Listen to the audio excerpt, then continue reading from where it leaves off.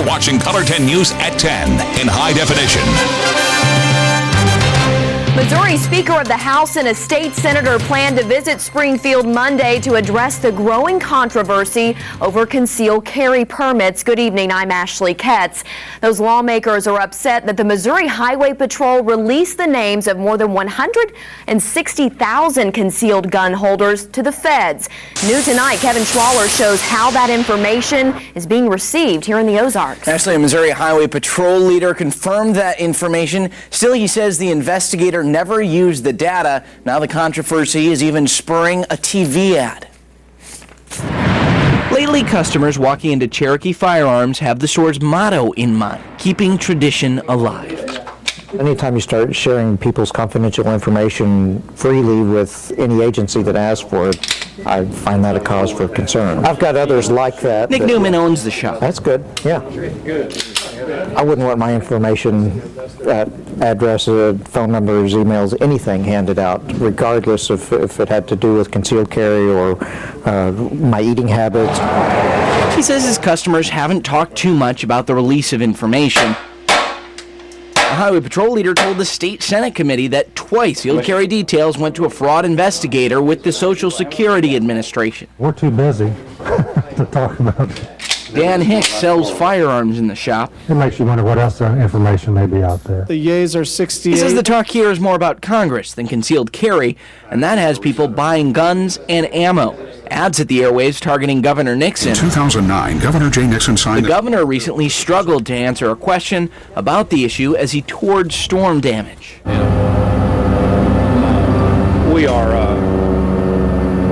We're following the laws as written by our state and the federal level, I signed a law a couple of years ago saying what we do, and we followed those. Public safety leaders also say they've done nothing illegal. Kevin, thanks. Also new at 10, state employees in Missouri may soon be allowed to keep concealed guns in their cars while parked on state property. Today, the House of Representatives passed a bill which permits that. The bill's sponsor says this is about state workers defending themselves going to and from work. One lawmaker expressed concern about employees at colleges and universities having guns in their vehicles, which he fears may make the environment less safe. Jamie Warner is tracking a little more of the cold weather, then a warm-up, hopefully. That's right. We got to get to this little bump in the road, and then things are going to get a bit nicer temperature-wise. Well, maybe a lot nicer temperature-wise. This morning, they made it down to freezing officially here in Springfield. Other locations a little above the freezing mark. A couple of different reasons for that. To the north, it was cloud cover and wind. To the south, it was also a little bit of wind. But you had these pockets that did manage to hit the freezing mark, including officially here in Springfield out at the airport. You might be wondering, what is the latest that we've ever seen freezing here in Springfield? Well, at least on the record books, it's May the 9th, and that was done back in 1980. Temperatures today did manage to warm into the 50s in most spots. A little cloud cover, though, slowing temperatures down here, kept highs in the upper 40s, 53 in Springfield, and around 60 for a high down to our south across northern Arkansas, where clouds are beginning to increase. And those clouds will, I think, really start to increase after midnight across the area. So it's sort of a race right now. How cold can we get before the clouds move into the area? Right now, it looks like we may get close to the freezing mark. Temperatures will probably fall a little short of that, I would guess, in most spots. Clouds be quickly increasing, too, during the morning hours. Maybe a few showers late morning into the early afternoon, but afternoon highs should still make it up to around 60. Thanks, Jamie. Color 10 has new information tonight about a man shot and killed by authorities. The Greene County Sheriff's Office says the man who died in Joplin today was a person of interest in the Battlefield suspicious death from earlier this week. Greene County deputies were in Joplin this morning helping U.S. Marshals look for this man, Michael Finley. And this is where it all went down. They found the Springfield man near the Motel 6 and shots were fired. Finley died at the scene. The suspicious death that deputies wanted to talk to him about was on Tuesday in Battlefield. 23-year-old Desiree Hagen was found dead at a home on South Hutchinson. Investigators have not released her cause of death, but are treating the case as a homicide right now. Listen to this witness describe hearing those shots in Joplin. By the time we got outside and looked, there was sheriffs pointing guns at a truck and up at the upstairs of the motel, and it was interesting. The gunshots were 10 to 15 and happened really fast, and by the time we got out there, all there was left was pointing guns and yelling. Investigators are not releasing any other details about the shooting, but they say no other officers were hurt.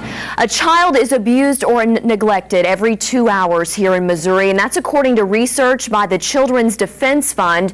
In an effort to stop the rising trend, April has been named Child Abuse Prevention Month. Color 10's Laura Kennedy visited Isabel's House today, an organization that provides a safe place for kids when their families are in crisis. Crisis centers like Isabel's House are the way to prevent child abuse. At any given time, up to 16 children stay at Isabel's House, a family crisis center in Springfield. They'll just say sometimes, I feel like I'm at that point, I'm afraid I'm going to hurt my child. Family advocate Anna Higley says parents come to the center for many reasons, one of which is a fear that stresses in the home might lead to lashing out at their children. Parents may react in a certain situation if they're really stressed out, if they're focused on a lot of other things. They may react to a child in a way they never would if they were under that kind of pressure. Higley says economic factors often lead to those stressed situations. Homelessness is a big one right now in Springfield. There's a lot of need for services for families who are experiencing homelessness. She says families should reach out for support before those stressors lead to something more dangerous. We are a safe place for those kids to stay while the parents de-stress and kind of figure out what's the next thing that they need to do. That is why Isabel's House Development Director Daphne Ewing says turning to crisis centers is one way to prevent stress-induced child abuse. And that's when you can really do something, is when you prevent it from happening. For Child Abuse Prevention Month, price cutters across Springfield are taking donations for Isabel's House. That raises unrestricted funds for us, so if there's a need like the van breaks down, then we can use that money to fix it. For $5, you get a tote bag, and the money goes to meet the needs of the crisis center. We hope that families will continue to use us, and so we can work together to keep children and families safe. Now, those blue tote bags are available at all price cutters for the rest of the month. Meanwhile, a Branson man is facing porn charges tonight. A cyber crimes unit arrested him yesterday. Investigators say Paul Young had more than 100 files of suspected child pornography on computers at his house. Police plan to submit this case to the U.S. Attorney's Office for possible federal charges. A prominent Springfield investment banker and political fundraiser admits she stalked a man in Tennessee. Nadia Kavner pleaded guilty in court today. The U.S. Attorney says Kavner went to Memphis to harass or intimidate her daughter's former boyfriend. The CBS affiliate in Memphis says Kavner tried to use electronic listening devices at the man's home. Her sentencing is scheduled for August. Springfield firefighters are not battling more fires than usual, although it may seem that way. They say it's just that the fires are more high profile. That means there has been an injury, death, or significant damage. This is one of the high profile fires the Springfield Fire Department is referring to. It happened in early March on Elm Street, and a man died. In terms of total residential fires, there have been fewer the first quarter of this year than the past 3 years. Public says, man, we've been seeing you've been having so many fires. And the reality of it is we're not having that many more fires than what we have in the past. We've had some pretty high profile fires. And whenever you do, it obviously makes people become more aware and notice those that are what we consider routine fires. Chief Hall says 1/3 of the time a home either has no working smoke alarm or that alarm is missing a battery. The Springfield Fire Department will soon canvass the area to check smoke alarms. A Springfield business has some pretty extensive damage after a minivan drove into it. It happened this afternoon at Cato's on West Sunshine. Police say a woman mistakenly hit the wrong pedal in her van as she was trying to park. No one was hurt. New at 10, a country superstar wows the crowd in Springfield tonight during her concert. Miranda Lambert performed at JQH Arena. And here's a look at some of the fans that were heading inside. Dierks Bentley also performing there tonight. Lambert performed in Springfield last October. Also new at 10, Ozarks filmmakers have 2 days to create a masterpiece. The Sato 48-hour film challenge is underway. The annual event began tonight. 81 different teams are participating. The films will be screened at the Moxie next weekend. The awards will be given out in May. A Springfield guidance counselor recently underwent her second open heart surgery. They cut my entire chest open, stopped my heart for like an hour and a half. The condition doctors are trying to fix and how they feel about her progress. And let us know how you feel about issues in the Ozarks. Check out the Color 10 Facebook page. Look for the Facebook icon on ozarksfirst.com.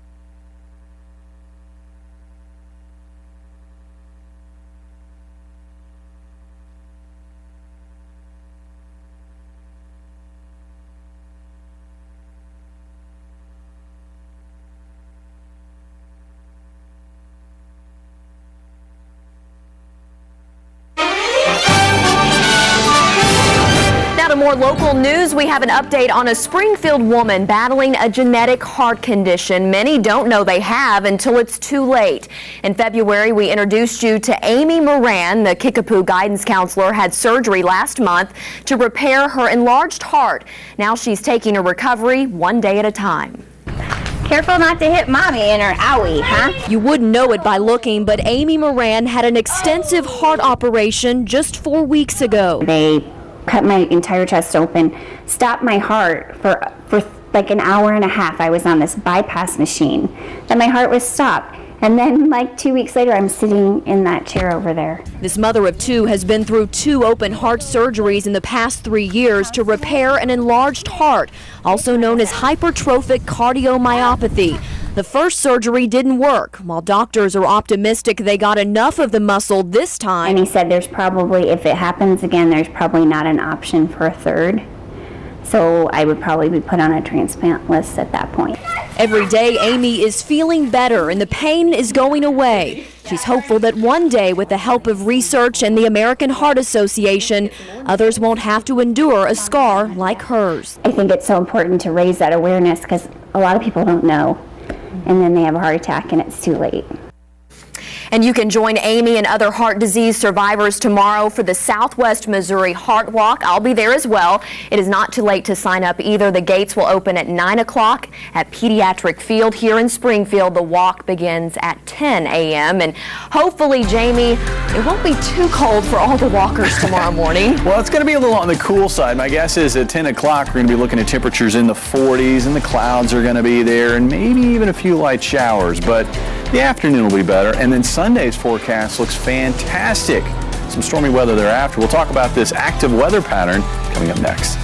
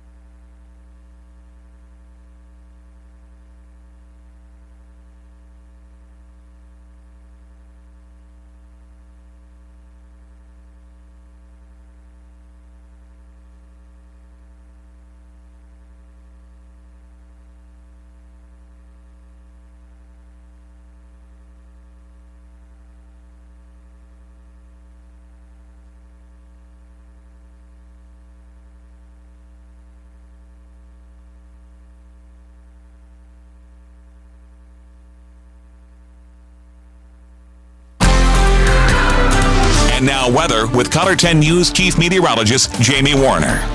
All right, not bad out there this evening. Skies are clear. Temperatures are chilly, but not super cold. 39 degrees right now. Winds out of the southwest 6 miles per hour, so they're pretty light.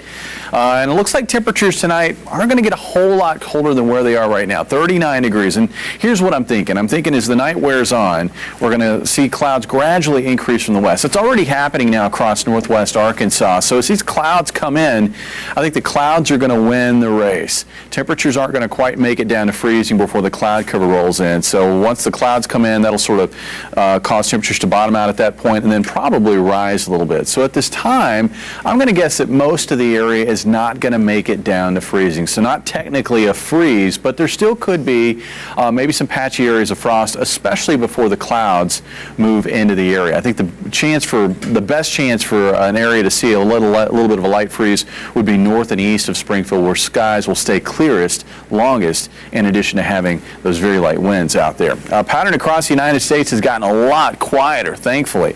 Here's our weather maker for tomorrow. It's making its way very quickly now across Kansas. Notice what's happening, though. Look at that area of rain, and look how it really falls apart as it makes its way into central Kansas. And I think that trend's going to continue as it heads towards the east-southeast as it moves into a drier air mass. So I think at the end of the day, later tonight and through much of tomorrow, we may have a lot of cloud cover out there, but I don't think we're going to have much in the way of wet weather. Taking you hour by hour, you can see towards sunrise on Saturday, yeah, clouds are sneaking in across southwest Missouri and northwest Arkansas. Here's a little rain down across Oklahoma, but watch what happens as that rain shifts east. It really breaks apart. The areas that have the best shot at seeing some light showers, probably right along the state line, areas like Blue Eye, Eureka Springs, Harrison, maybe up toward Branson, and that's going to really be about it. And the best chance for that to occur would be in the morning into the early afternoon.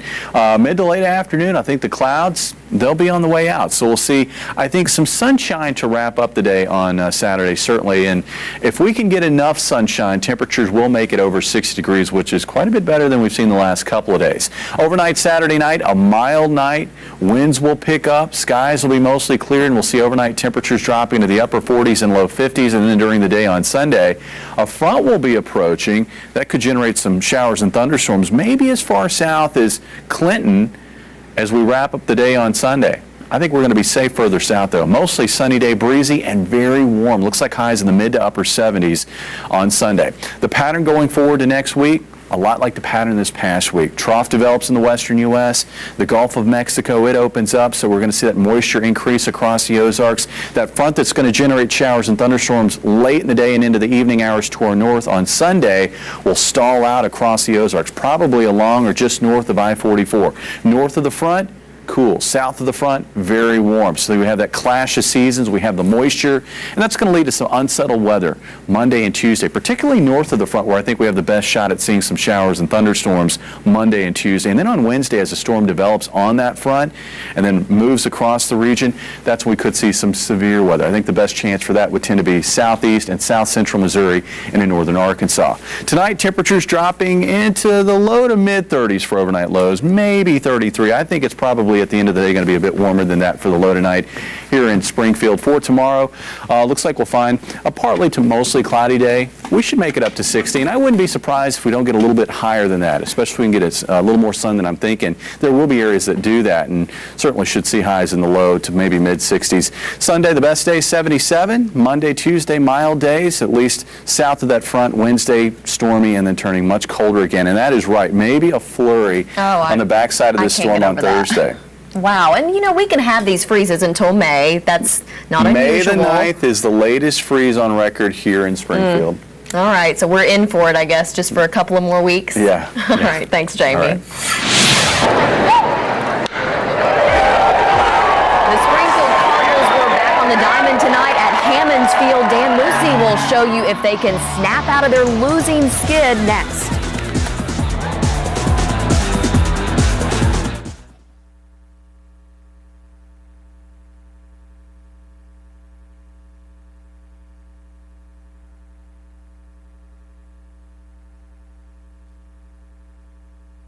Cardinal fans, let's see if we can give away some money tonight.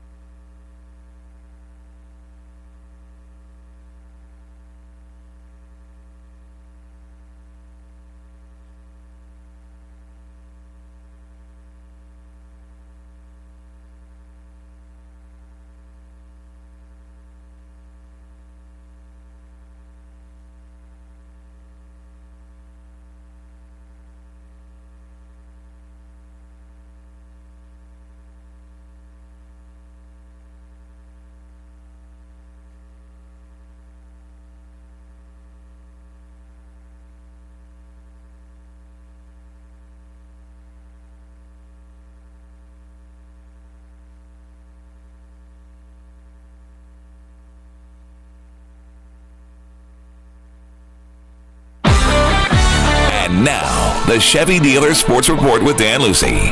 Well, it's been quite a week for the Drury men's basketball program, from winning its first NCAA Division II national championship to its welcome home rally. Next week could be focusing on the women's program as they continue to search for a new coach. Color 10 has learned that former Missouri State Lady Bear coach and one-time Drury coach Nyla Millicent has applied for and has been interviewed for the job. She joins former Missouri State Lady Bear Jackie Stiles as a finalist for the Lady Panthers job. Millicent coached Drury for 7 seasons from 2000 to 2007. She then left Drury to resurrect the Missouri State women's program. MSU terminated her contract last month. At Drury, Millicent's teams went to 5 NCAA tournaments in her 7 seasons. In 2004, Millicent's Lady Panthers lost in the D2 National Championship game. Springfield Cardinals continue their series with Corpus Christi tonight at Hammons Field. Springfield looking to snap a 3-game losing streak. The Hooks, meanwhile, coming into the game, best record in the Texas League, 6-1, and through 7 games, Cards have given up 8 first-inning runs. Not tonight, though. Anthony Ferreira gets Michael Burgess to strike out swinging in the first. Then in the second, the southpaw gets Rene Garcia to strike out looking. Offense would wake up, bottom half 2 on Tommy Pham. Rips the shot to the gap in right center. Chris Swagger comes in to score. Adam Melko right behind him. 2-0 on Pham's stand-up triple. 3-0 when Mike O'Neill would single up the middle. Starlin Rodriguez scores to make it 4-0 Springfield. Ferreira was still dealing in the game, gets Burgess again. Ferreira would strike out 4, but he gave up 3 runs. Springfield goes on to win, though, 6-3. After enjoying a day off, the St. Louis Cardinals continue their homestand tonight at Busch Stadium. In town, the Milwaukee Brewers and their new pitcher, Kyle Loesch, Cardinals' old pitcher. St. Louis counter with Shelby Miller. Cards honoring Hall of Famer Stan Musial, who died earlier this year at the age of 92. Fans getting a harmonica. St. Louis getting on the board first inning. David Freese up the middle. Carlos Beltran scores. It's 1-0 St. Louis. Cards, Shelby Miller. Springfield class of 2011 gets Carlos Gomez swinging at strike 3, or looking at strike 3 in the 5th inning there. Couldn't believe it. I couldn't believe it. Then in the 6th inning, Miller gets Gene Segura swinging here. There's your swing.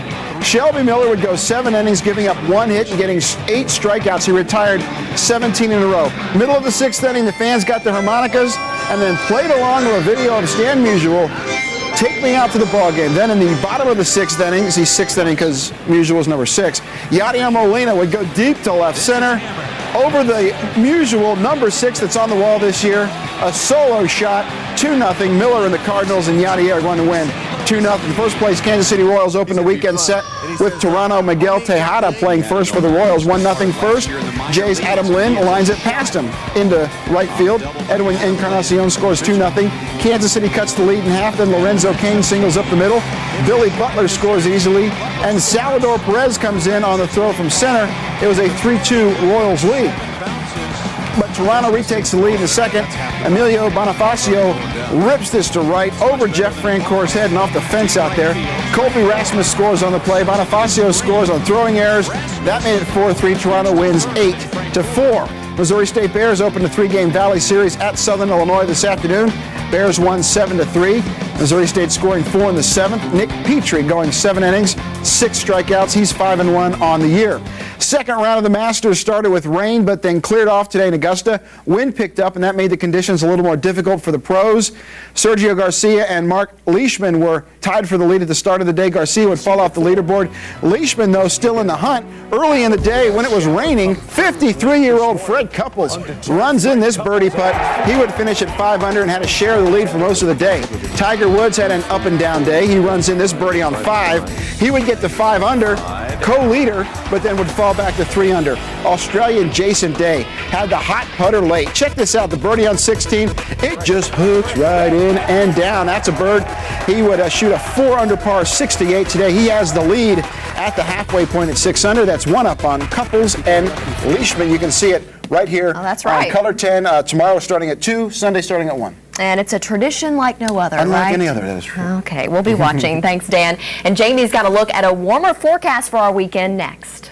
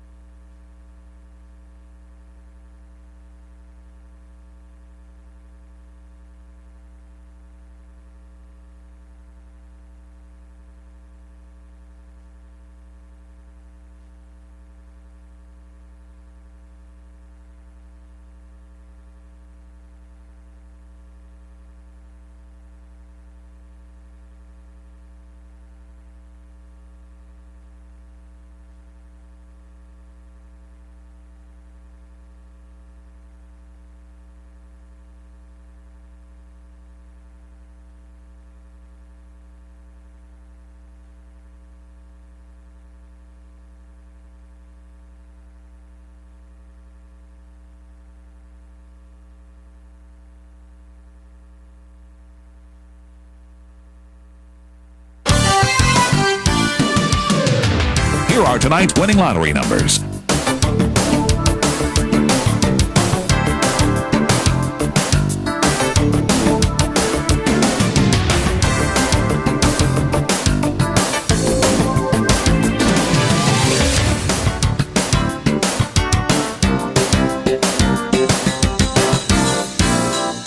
Color 10 News will continue in a moment.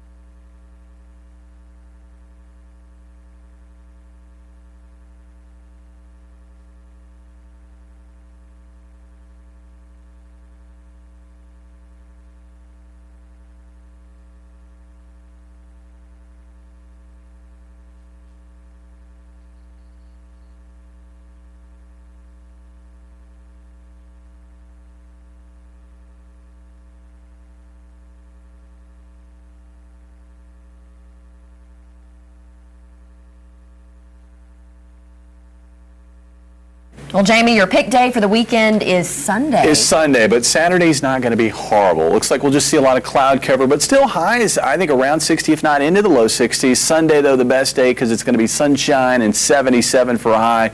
Turns wetter next week, still mild. And then we get to Wednesday, and it looks like we could see a repeat of this past Wednesday with rain and maybe the risk of some strong thunderstorms impacting parts of the area, too. And Dan will be watching the Masters this weekend. That's right, Masters, and then Springfield Cardinals Monday and Tuesday afternoon. All right, sounds good. Thanks for joining us. Have a good weekend.